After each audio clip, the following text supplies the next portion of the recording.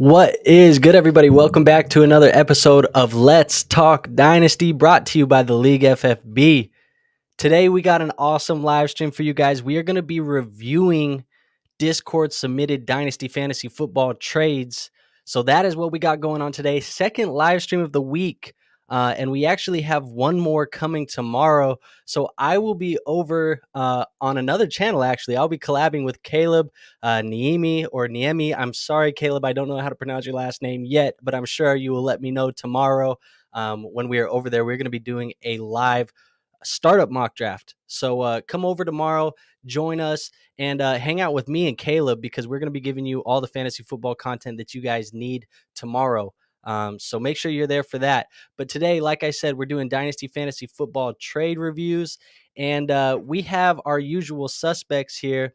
And let's just not stall. I want to make sure that we get him in here, and let's talk to him, because he is the man of the hour. He's going to be helping us review these trades, and he is inevitable. It is MFGDs. How you doing, man? MFGDs reporting live. How you doing, man? I'm good, man. Just got here in the nick of time so we could go ahead and break this whole thing down. Let's go, baby. Yes, sir. Well, I do want to mention, for the people that are just tuning in right now, if this is your first time tuning in, thank you. We do this every so often, where we have Discord members who submit Dynasty Fantasy Football trades. We review them. This is our first time doing it live. I usually do it solo on a little pre-recorded episode, but today we're going to be doing it live. If you want to get your trade submitted on the next episode, possibly, make sure that you go over to the Discord. It is going to be linked in the description. It is free to enter our Discord. It's free to join. And once you're in there, you can submit your Dynasty Fantasy Football trades.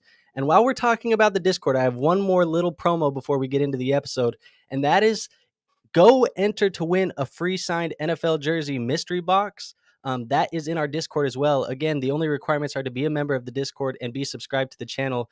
The giveaway ends at the end of next month, so we have just over a month left in this giveaway, but you can get a free signed NFL jersey mystery box. It's a mouthful, but you can win that if you go join the Discord.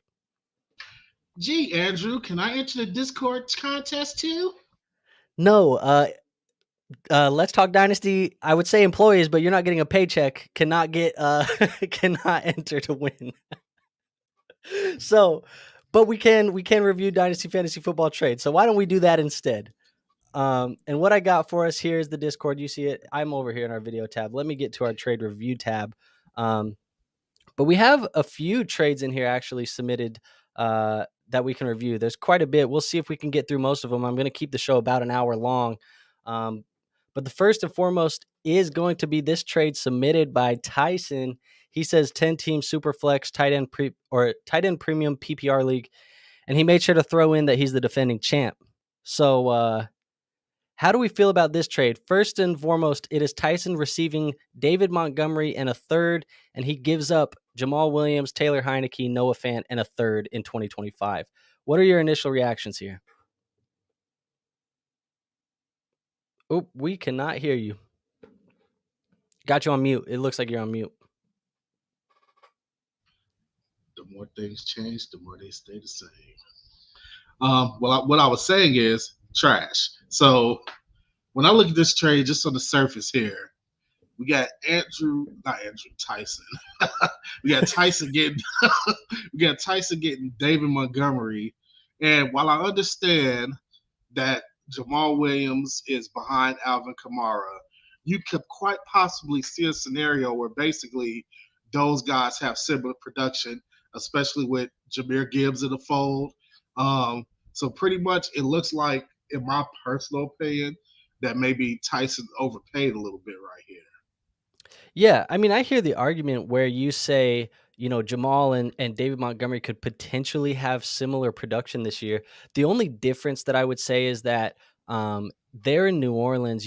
They have Jamal, Kamara, and Kendre Miller, so there probably is that rushing attack that's split amongst 3 guys for some of the season this year. I think obviously Alvin Kamara is the most talented, but he's getting towards that running back age cliff, and I think the next guy up would be Kendre Miller. So I think Jamal Williams is probably just the backup to whoever the starter is long term. And I think that's the same thing with Montgomery, right? He's the backup to Jahmyr Gibbs. And at the end of the day, you move your third round up 1 year from 25 to 2024, and you throw in Noah Fant and Taylor Heineke. I think you're right. I think probably Shane gets the most value in the trade, but I think that Tyson probably has the most valuable piece in the trade. Hey, we know some people think that Taylor Heineke is the second coming of Jesus Christ. So, Oh my gosh, you man. know. I was dumbfounded the other day when I saw that in our chat. He said, what did he say? He said, Taylor Heineke over Mac Jones and Kenny Pickett. Yeah.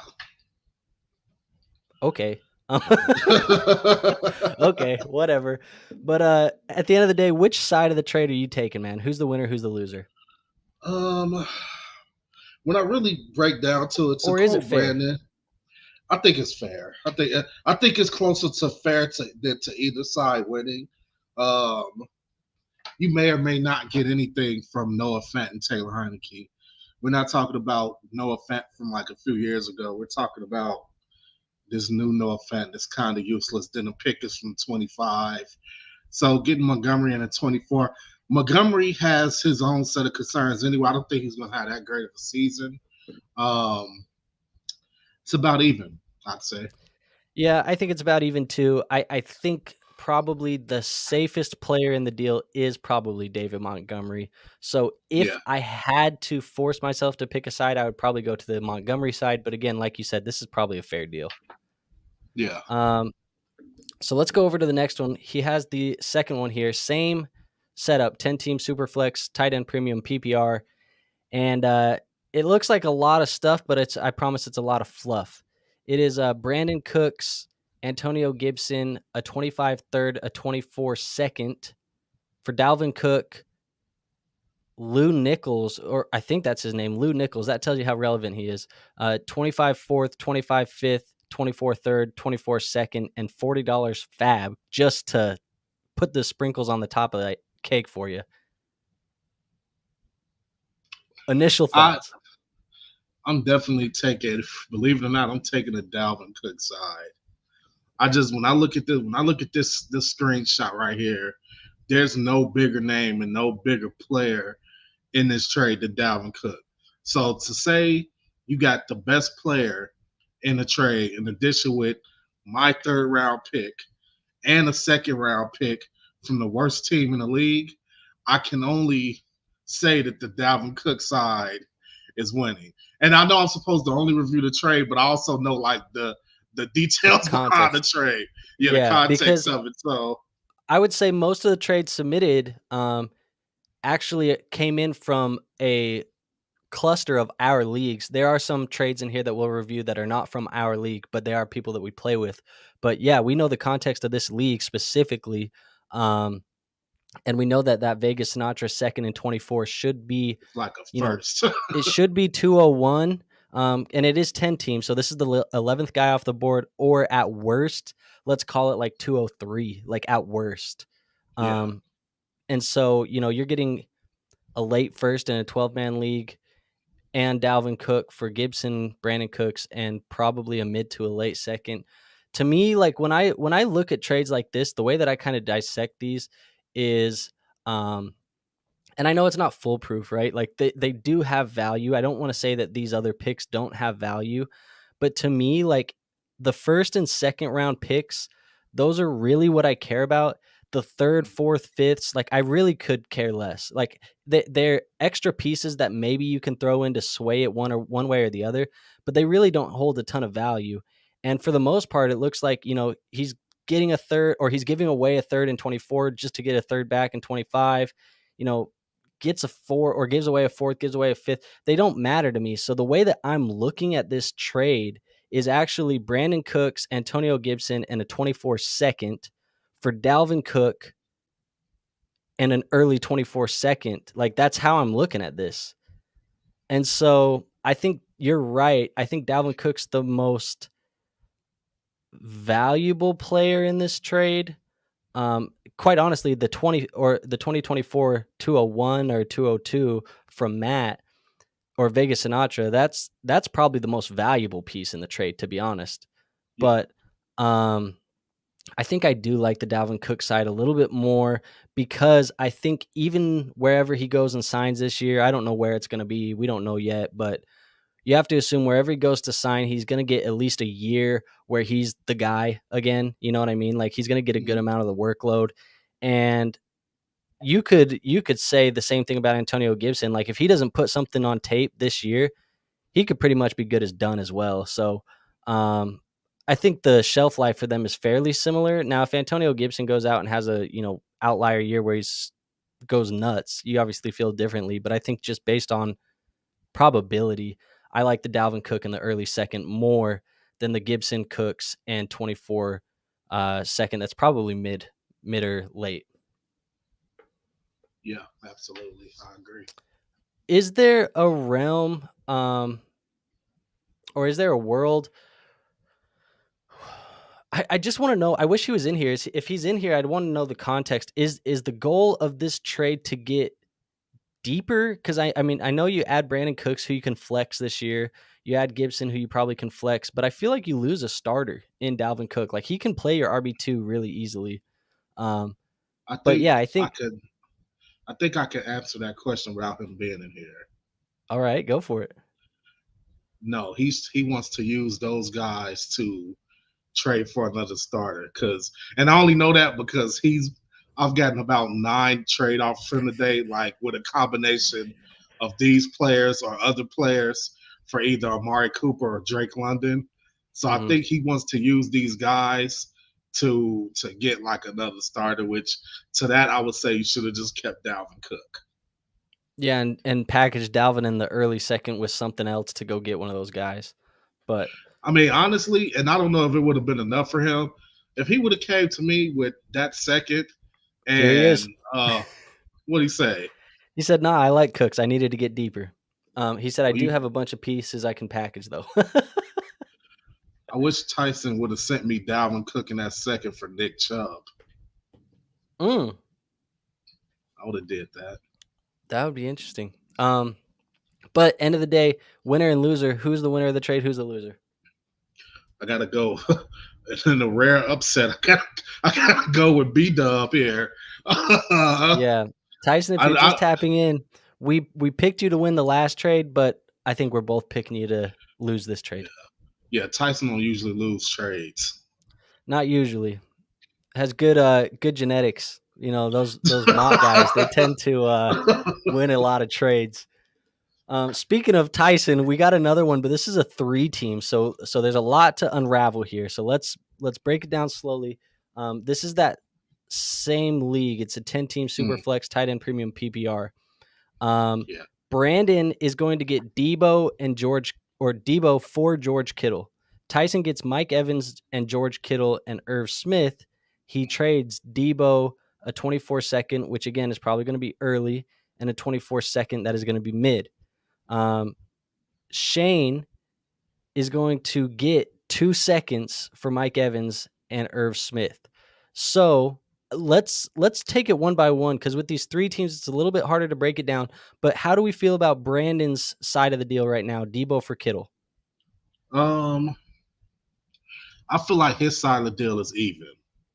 I'm okay with his side of the deal. I know he loves Debo. He wanted Debo on the roster. I think for him that it's even.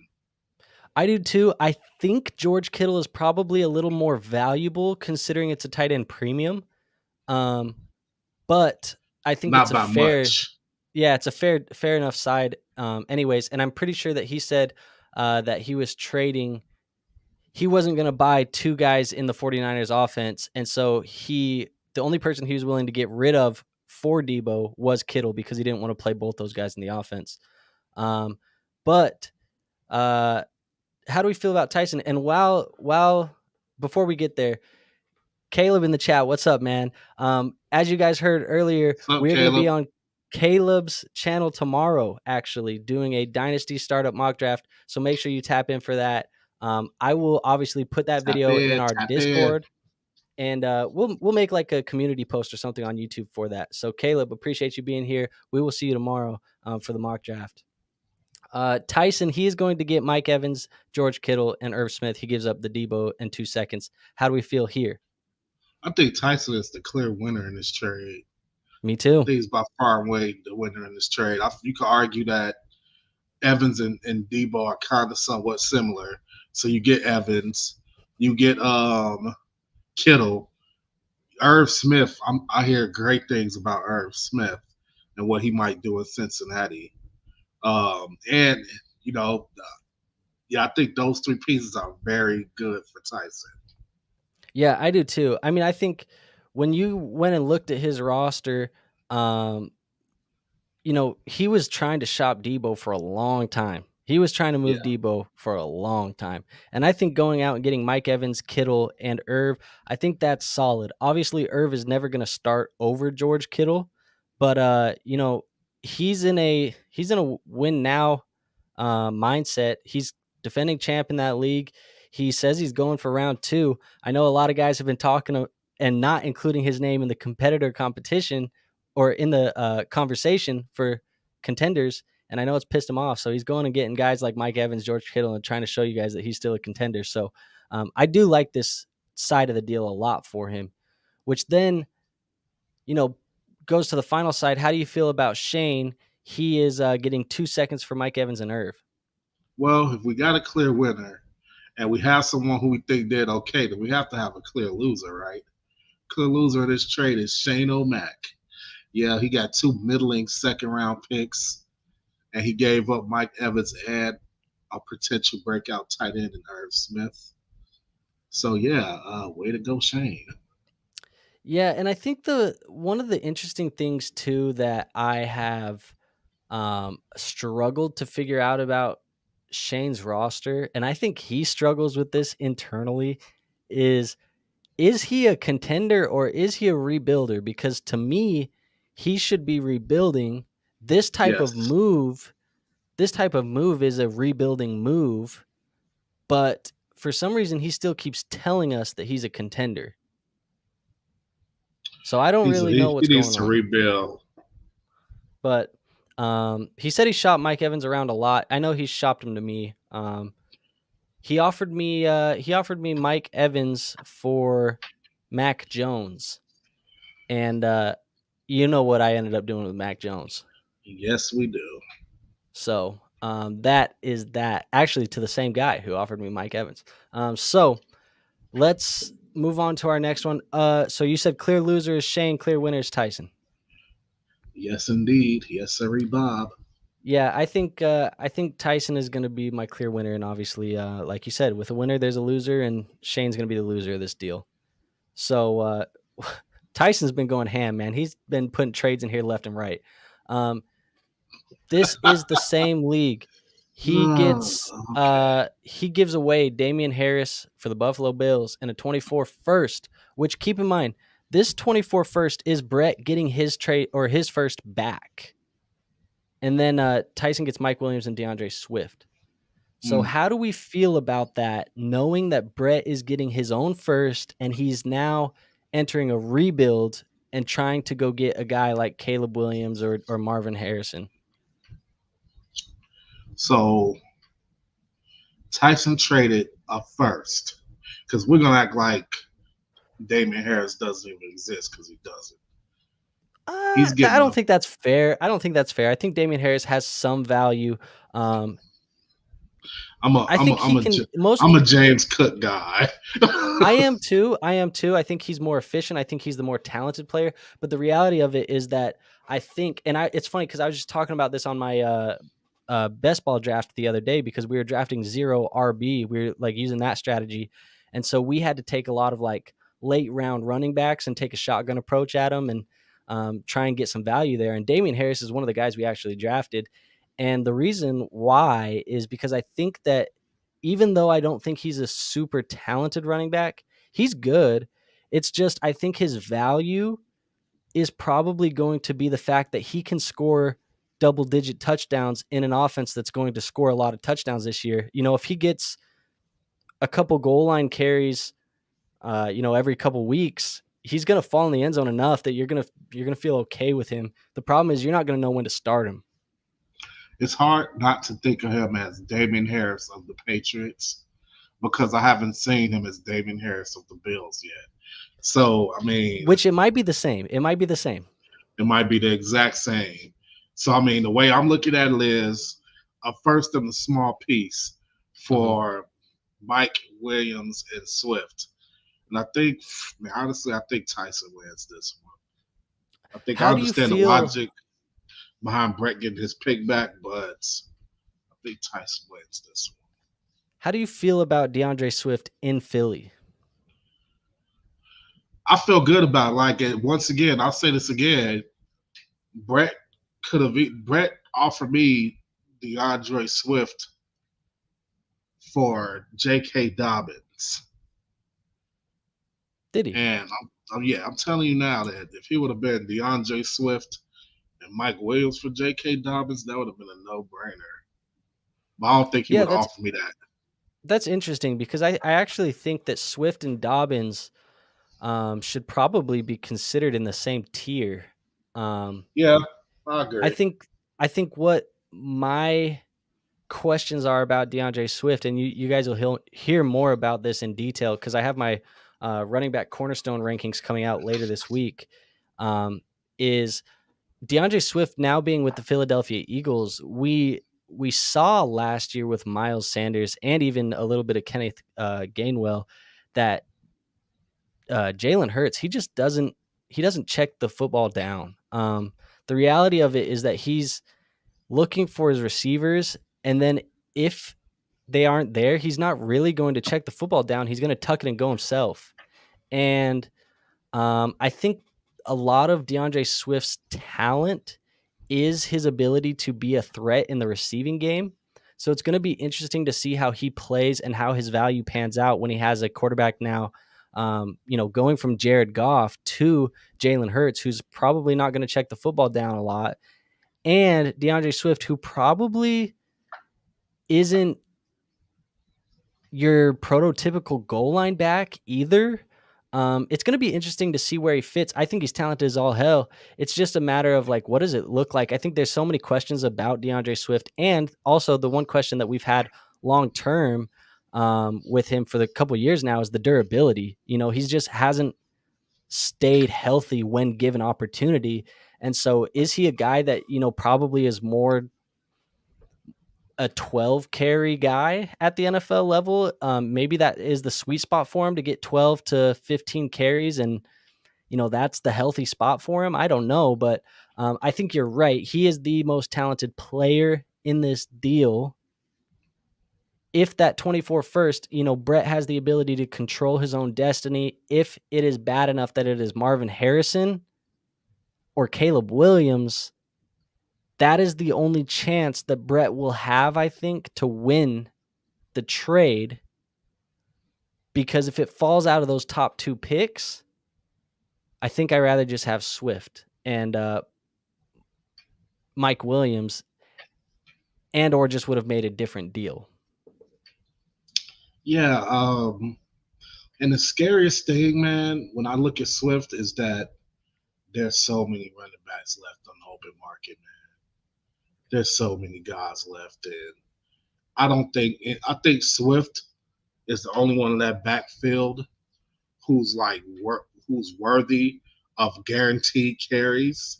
And I think there's just a ton of more carries left on the table for a guy that's not even signed yet. You don't think I know his history has been riddled with injury concern as well, but you don't think Rashad Penny has any value taking touches?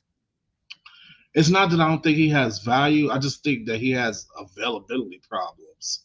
I mean, it will be really difficult as a team for me to go into the season like, okay, my running backs are DeAndre Swift and Rashad Penny. I'm going to be fine. Like, no, I feel like you never really count Gainwell because Gainwell is just a gadget running back. So, I mean, really, would the Eagles carry 4 running backs? Yeah, I've seen them do it before. I mean, Boston why not? Scott is still on the roster. I feel like I forget about Boston Scott. I mean, I don't know, man. Could I see them signing Zeke just to be a pain in the ass for the Cowboys? It's a Yeah. possibility. Kareem Hunt's out there. Who else is out there? Dalvin. Dalvin's out there, man. That would really be irritating if he went to the Eagles. You have Leonard Fournette out there. Fournette. And somebody, and I'm sorry, I know a lot of people like, oh, they're washed. Some of these running backs, dude, they still have a lot of juice left. Like, why wouldn't someone want Leonard Fournette to run on the goal line or get Kareem Hunt out there? I definitely think all those dudes end up getting another job. Like, we're not talking about Adrian Peterson of the Washington Commanders or the Cardinals here. These guys still have some juice left. Yeah, I mean, I think here's the thing too is we tend, as dynasty fantasy football players, we tend to look at this from a fantasy football lens first before we look at it from a NFL lens. And sometimes when we are projecting these backfields and we're projecting, fantasy football points in general, we need to think about it from an NFL level. And is Zeke valuable? Yeah, he may have lost some of the efficiency, and his YPC is probably down. He's probably not as electric as he's been before. We know he's not as electric. Like, let's not sugarcoat it. But adding a guy like Ezekiel Elliott to a roster, whether he's your running back 2 or even just a running back 3 or just a goal line back in your running back room, like, it adds value to your NFL team. And I'm not saying that, Zeke is going to be an Eagle, but at the end of the day, there is room for these free agent running backs to land somewhere. So that's something we need to keep in mind too. And this is why I tend to stay away from buying into running back rooms at this time of the offseason because there is so much uncertainty still in the air. I don't really like buying, especially guys who have questions. Like, it's a big reason why Brandon has been on me the last little while because I've been very against buying into Rachaad White right now. And I understand that Rachaad White, if the backfield stays the way it is right now, he will have value. However, my problem with it is that he is being valued right now as if this is how it is going to be for the whole season. I think more likely than not, they do bring a Ezekiel Elliott or a, just we keep using Zeke as an example, but they could bring any running back in, and then all of a sudden Rachaad White is being valued as a lone guy, and there's somebody in there taking touches. And I think that's the problem about buying into running backs right now at this time of the season, because that could happen to anybody any given day, and you got to be really precise with who you're picking and choosing to buy at this moment in time, because this is when NFL teams are really getting rosters ready to roll for week 1, because we're 7 weeks away from preseason football and 10 weeks away from week 1. Yeah. Honestly, that's why I would say my advice to anybody, if you can get your hands on a guy that for sure is not getting bumped out of his position and plugging him in there, do it. Like, for example, I have Nick Chubb. I understand how old he is, but there's no threat whatsoever to anybody taking his job. In fact, I feel like he's the only running back on that roster. Yeah, and even then, if you add, let's just say by, the craziest change of scenery, Kareem Hunt goes back and he signs with Cleveland again. Like, it doesn't get worse than what it was last year. Nick Chubb isn't being valued any higher now than he was last year. Yeah. So it doesn't change. But if nobody else goes, it's him and Jerome Ford. And you could argue that Jerome Ford has done nothing at this point. So why should we expect him to do anything now? Now, I think he's a little bit valuable, but not crazy. And at the end of the day, Nick Chubb should have a very good season, but you're completely right. You need to pick and choose your shots. But I don't want to sit here on this trade for much longer. We've talked about it a little bit. But winner and loser, you're going to say Tyson is a winner, Brett's a loser. Yeah, I just like the way it looks going to Tyson. Fair enough. We have Dubridge here. He says 10-team, 2-quarterback super flex. Now, he says that you must start 2 QBs and you could start a third. So you can start up to 3 QBs in this league. Half PPR, 2 tight end premiums. So tight ends are super valuable. Start 12. He says his team is defending champs. The first that he give away is probably mid, but it could be early. He says he can't stop trying to sell T. Higgins. And it is going to be George Kittle and T. Higgins that he traded away. And he gets Mark Andrews, Jordan Addison, and a 24 first that he said could be mid. Did he just say that you can't stop selling T. Higgins? He says he wants to sell T. Higgins everywhere. The hell does that supposed to mean? Why would you sell T. Higgins everywhere? He thinks he's overvalued. What do you think? I don't think he's necessarily overvalued. I mean, we can do a quick community check right now. Let's see where he's at right now. But while I'm looking this up, how do you feel about the compensation that he gets back from Higgins and Kittle? Now, don't get me wrong. I have a T. Higgins share. If somebody offered me Mark Andrews, Addison in the first for T. Higgins, it's going to be very hard for me not to pull the trigger on that. Even if I also have to give up George Kittle, honestly. Because for Yeah, I all we mean, know, Addison could end up putting up similar stats to T. Higgins. yeah, I mean, I think that's in the range of outcomes. I think as I pull it up, I look at this. I look at where he's being valued on Keep Trade Cut, which again, guys, I've heard that it's bad rankings or whatever. At the end of the day, look, I think it's community based rankings. It gives you a general view on how people are voting. And yes, it may not align with the way that your league is, but this is a consensus for a general evaluation. And what that is they have T. Higgins as wide receiver 10 in fantasy football right now, Dynasty fantasy football. And they have him just barely above Drake London, Tyreek Hill, and Jackson Smith-Njigba. So I don't think that he's overvalued. right now. I think that's pretty accurate, to be honest. They have him below guys like Devontae Smith, Chris Olave, and Amon-Ra St. Brown, which again, I don't think that's crazy. I think he's right where he belongs. What do you think? Where do you think is that crazy where he's ranked, or is that pretty? Look, I'm very high on T. Higgins, man, and I think that's a decent ranking for him, dude. So where would you put him? Would you put him above Amon-Ra, Chris Olave, and I feel Devontae? like those are his classmates, Okay. guys that, and not so much in Olave's case, and maybe not in Amon Ra's case. I definitely think it's like what would we call these guys? We call these guys, they're wide receiver ones, but they're not in the first tier of wide receiver ones.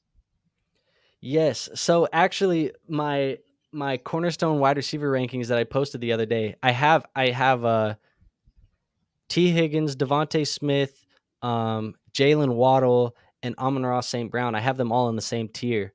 And what I called them, if I remember, is I mentioned about how all of these guys will put up wide receiver one numbers, but none of these guys, except for probably Amon-Ra St. Brown, are wide receiver twos on their own team.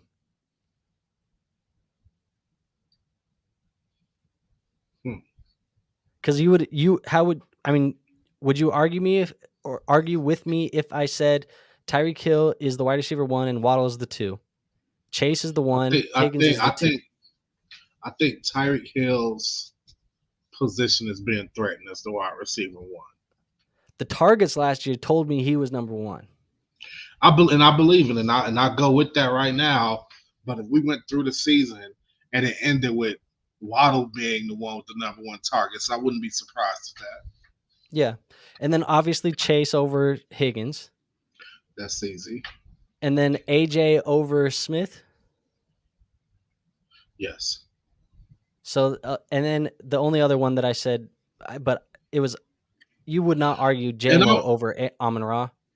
not right now, not with him suspended. No. Yeah, I think I mean you know my opinion, but Yeah, yeah, you're not big on J-Mo. you guys have deemed me this And I want J-Mo. to make Actually, another point too.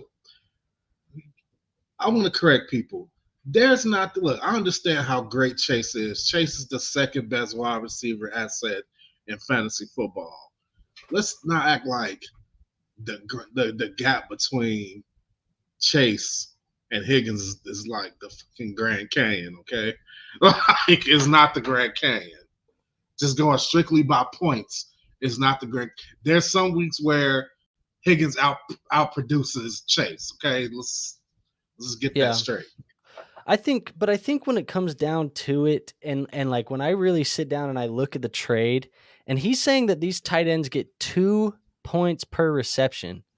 Um Mark Andrews feels like a slam dunk at 2 points per reception at 27 years old that you can kind of build your team around a guy like that. Obviously, you said in the range of outcomes, Jordan Addison could put up similar numbers to T. Higgins. I think so too. But he gets a 24 first thrown in the deal as well, just cuz. And I think when it comes down to it, when I look, which side do I want? Who's the winner? I think it's the Andrews Addison in the first. I'm gonna roll with you on that. I think I agree. Fair enough. So let's get to our next one. We are let's see. We still have some time here. Where's my I went to go look that up. Here we go. Oh look, our usual suspect. Tyson Mott, 10 teams, super flex, tight end premium PBR. This is a bum trade for you. Gabe Davis for Isaiah Hodgins and Puka Nakua. Let me tell you something. When I first seen this trade last night, I think I was the only one awake. When I seen this trade last night, I wrote the most damnation, scathing, scathing comment towards Matt for doing this trade because he's been talking trash for a whole day about me trading the first for Amari Cooper. And I went to look at Isaiah Hodgins, Now, don't get me wrong. I still think Tyson won this trade. Don't get it twisted. I went to go look at Hodgkin's stats, and I was like, you know what? His and Gabe's stats are similar, but you have to take into consideration what the Giants did this offseason. The Yeah. Giants, all they did was add receivers of the football to the team. So technically, and Hoskins is not like he's like this world breaker. I could easily see him falling down to like what, like who's the wide receivers on that team? You got I Paris would Campbell. say I would say that Paris Campbell is being paid to be the wide receiver one on the offense. Whether he's going to end up being that, I don't know, but he looks like they're paying him to try and be the wide receiver one. Um, Wandale, then Wandale's there, and he's going to take the slot. And then you have Darius Slayton, Sterling, and Slayton, and then Hodgins, and and then then Waller. Waller. Like yeah, And so and don't discredit Bellinger as well, because Bellinger's solid. did I trade Bellinger? Anyway, yeah, Bellinger is so, which is why I was kind of irritated that he they signed Waller. So I mean, I think Hodgins is going to be irrelevant at this point. He's going to be like a Dante Pettis Yeah. Pettis type guy. So yeah, he got Isn't Pettis on the fleeced. Giants? No, he's on the Bears still for some reason. Oh. For some reason. Yeah. I mean, I think Puka Nacua can be a little bit of a sleeper. There's obviously not a lot of solidified depth behind Cooper Kupp. I mean, I think the favorite to take over the wide receivers 2 job is going to be Van Jefferson. But behind him, I mean, there's not a lot of anything. So Puka could find his way into a decent role. But I think you're right. I saw this, and I don't know if I expected anything different. But for what it's worth, Matt called me the other day and he said, "Look, I need to just understand what is what are the criterias for tanking to get to the number 1 pick." And I said, "Well, it's max points for." So if you guys don't do that in your leagues, that's how we do it. The teams that miss the playoffs, you take the max points that they could have scored all season, and the lowest gets the first pick, the highest gets the 4th pick, and then the playoff teams' picks are decided by seeding on the finishes that they get in the playoffs. And so he was telling me, he's like, "So how do I try and secure this number 1 pick?" And I said, "Well, last year when I was trying to do it, because I went productive struggle and I was trying to go get Bijan, I shaved off a lot of excess points on my roster." And I was like, there's guys that I looked at and I was like, okay, I don't see them being on this roster in 2 seasons. So they're not valuable for me right now. I need to liquidate this and either try and trade them for a pick, or just, if they're bad enough, get them off the roster completely. And so I say that, and he says, "Okay, well, I'm gonna get some offers in your trade box here in a minute." And I said, "Okay," and no offers ever came. Now, if he sent me something like this for Gabe Davis, as much as I don't like Gabe Davis, I would have accepted. And also, given the advice that I gave him, this doesn't accomplish what I told you. I said No, it to doesn't. I said to liquidate the asset and get a draft pick, and then you trade him for guys who can score points. You're trying to shave points off the roster, and then you trade him for guys who can, and you get worse guys. So it's like, you need to liquidate this too. If you're going to tank and go for Caleb Williams, I don't blame you, because Caleb Williams, I think, is a generational quarterback prospect. But Let me make something clear. That's get a my pick. pick. You could have got. He That's could my have got. pick, Matt. You need to do better at tanking to acquire my pick. Okay? Because that pick belongs to me. You need to do better. He could have easily. I think if he went to Parker, because Parker obviously is the biggest Gabe Davis fan in the league. If he goes to Parker and says, "Hey, give me a 24-second," it might get done. Yeah. And then you just have a 2nd-round pick that you can hold that scores 0 points on your roster all year long, and it's more valuable than Gabe Davis next year. Yep. But I don't know. That is my only gripe. So, anyways, winner for me is Gabe Davis to Tyson. Loser, Matt with the Hodgins and Puka Nakua. Yep. All right. Well, we got a bundle 4 trades in here from Brett. Now Come one of on, them I Brett. think we What are already you doing? reviewed, but there's 3 trades that we will review and then we will get out of here because we are slowly approaching the hour mark. We have about 15 minutes left before we reach an hour. But this is the first of them, and it is going to be Brett receiving a 24 first and Javonte Williams and Samaje Perine, but he gets the Denver backfield for Kenneth Walker, a second and a third. How do you feel about this? And where do we want to start discussing? I would feel a lot better if somehow Zach Charbonnet, which obviously is on your team, so he's not, was involved in this deal. So I'm going to take Brett's side here, especially because of that juicy first right there, that middle of the pack first owned by Oh, Marshall. you guys have been beefing the last little while. Middle of the pack. I'm going to project it as late, but it could be middle of the pack. I mean, it's middle to late. I don't think there's any chance in hell it's an early pick, but No, I don't either. It's not but early. Javonte and Kenneth Walker. I think for me personally, I would still have Kenneth in a higher tier than Javonte, just because we've seen it.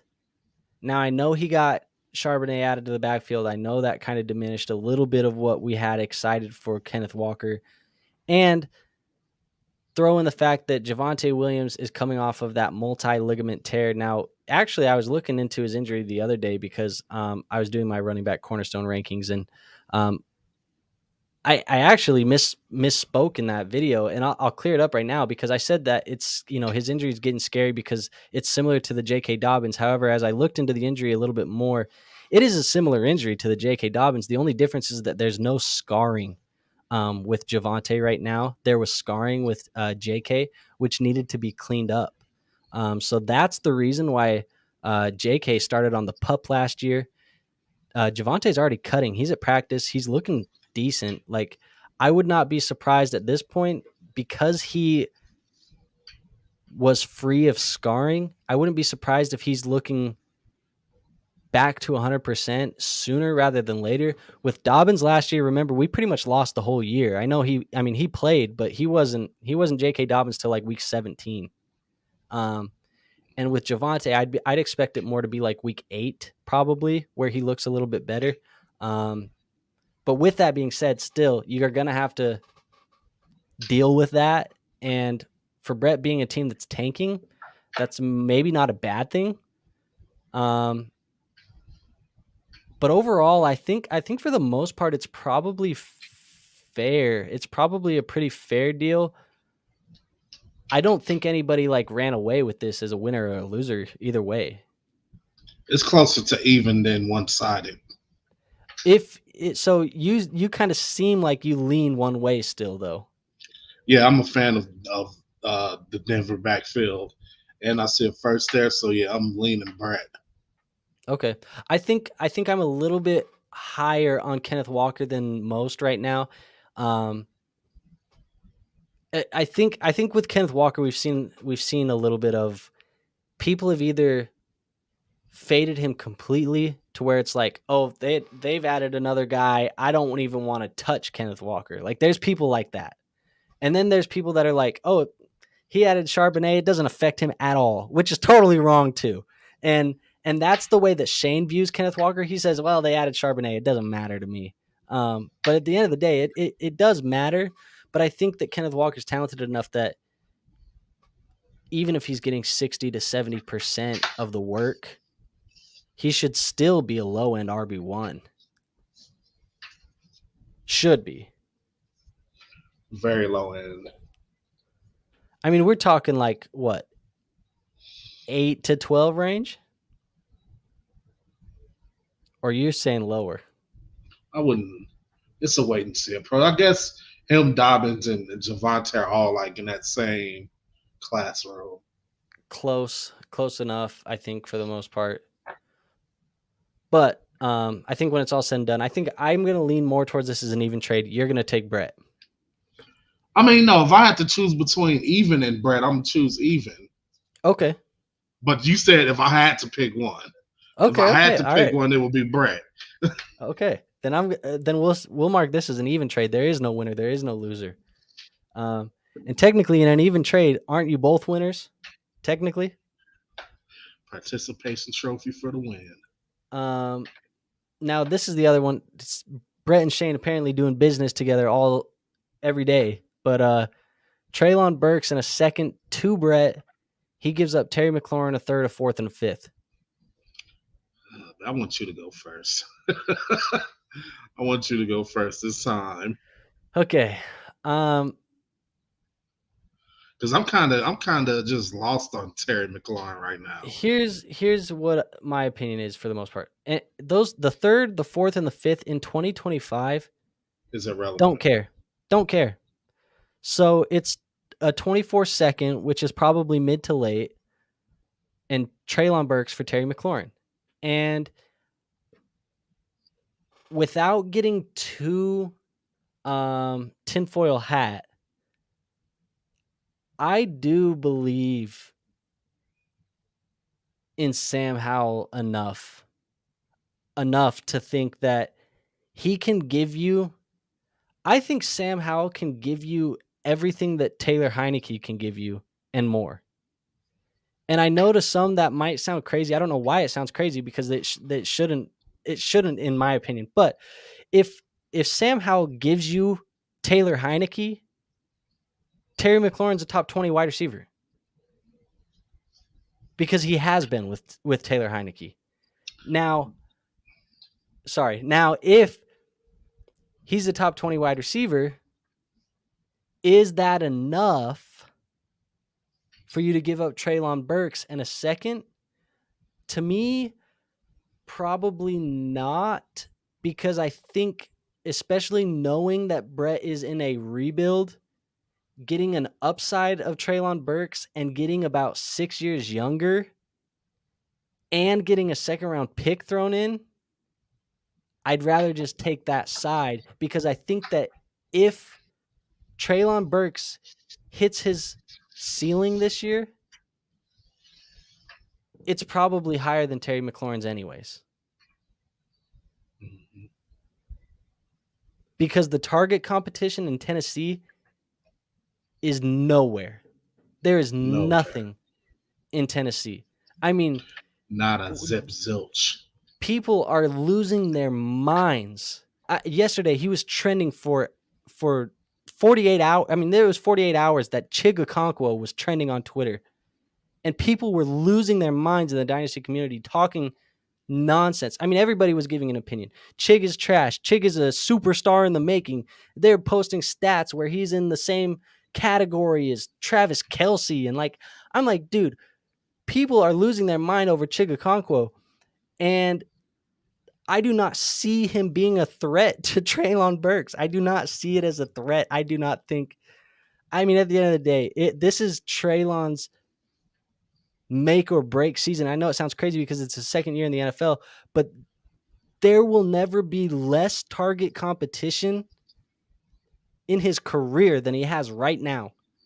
So there is a real possibility, a very real possibility, that Treylon Burks could receive 140 plus targets this season. And if he gets 140 targets, depending on what he does with them, he can be very, very valuable for fantasy football. Now, if he does what he gave us last year, I think they will lick their wounds and they'll say, hey, Treylon Burks is not our guy. And they will address the wide receiver position next year and treat Treylon as a secondary receiving option. But Terry McLaurin, for what it's worth,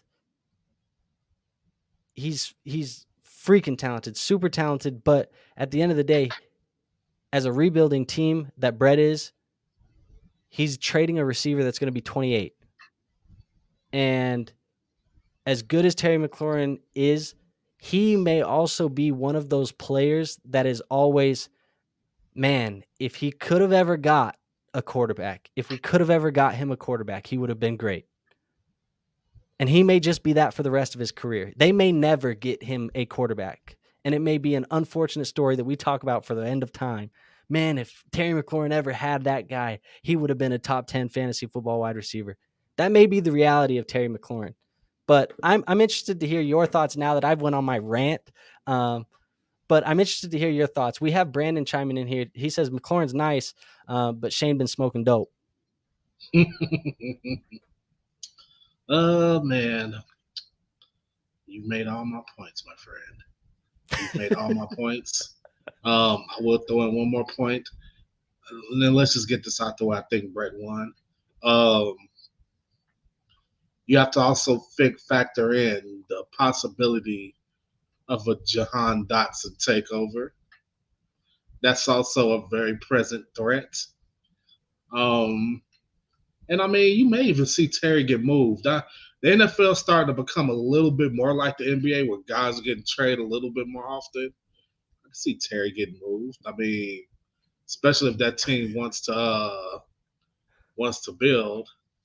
I'm sorry, Brandon, I don't have another point to make. Jahan Dotson was the point. Thank you very much. Do you want me to talk about Cole Turner? You want me to? Logan Thomas was getting buzzed the other day I because know, and I disregard all Logan Thomas buzz. well, what was it? It was Bieniemy said that they could utilize him in a Travis Kelce like role. And anytime you have former NFL head coach says that they could utilize blank player in blank player's role, a la Ron Rivera says we could utilize Antonio Gibson in a Christian McCaffrey like role. Everybody goes nuts. It happens every year. Some former head coach says they could utilize somebody, but Logan Thomas was the most recent. How do you feel about? I mean, are you just worried about Jahan Dotson, or do you think that you think Curtis Samuel plays into that as well? Do you think? How do you think the offense even looks with Bieniemy taking over? I don't know, man. Sam Howell is a complete question mark. Bieniemy, I never buy into coach came from this system and then goes. Let me tell you something. The Bears coach is Matt Nagy. I don't hear shit about people going from the Chiefs to another team and make them a high-powered offense. I gotta see it to believe it, and I won't see it with Eric Bieniemy. It's the reason why it took him 10 years to get his first coaching gig. Matt We'll Nagy see. ruined it for everybody, and as you just said, we shall see. Winner loser. Brett, winner. I agree. And by default, Shane, you're a loser. And then the last trade, he has this Mike Williams and DeAndre Swift one in here, but we already reviewed it because Tyson beat him to the punch. But we have Brett and Shane. Again, these guys are making deals left and right. Hate it. Hate it. Hate it. Hate it. Oh my God, Shane got fleas here. What are you doing, Shane? Talk to me. What are you doing? I could have beat that. You got a second and feces for DeAndre Hopkins. What are you doing? 5 or 3 fifth-round picks. These are UDFAs, guys off the waiver wire that just threw it over the top for you to get a 24 second. And even at best, it is a mid-second. So there's a real chance that this could be DeAndre Hopkins for like the 208. Like there's a real possibility 207, 208. There's a chance that it could be there. Look, man, it comes down to, I think, again, Brett is giving up DeAndre Hopkins, a 31-year-old wide receiver,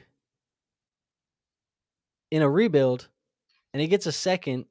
It's probably, in my opinion, I know I'm against the grain with the league. I know you guys all feel like Shane got fleeced. I know you guys think, but like, Wait, hold I on. think Hold this on. is. Hold on. Shane, I'm sorry. I looked at this completely wrong. Brett, what are you doing? Brett, what the hell are you doing? What are you doing? I'm so used to Shane screwing up that I yelled at the wrong person. Brett, what are you doing? I could have Oh gave my you more. God. I could have gave you younger players. I think. Oh my God, Brett. Those fifth rounders just. Uh, Okay. okay, Well, Andrew, continue. apparently we're on the same page now. We're on the same page now. Because I was gonna say I feel like I went I went against the grain here because you were losing your mind at and Brandon's in here saying an L for Shane. But at the end of the day, I think this is a good trade for Shane. Like It now, is. now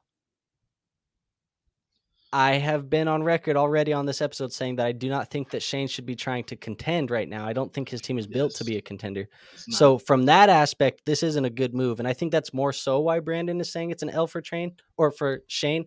But I do think that the value here is light on Hopkins because you're getting a late second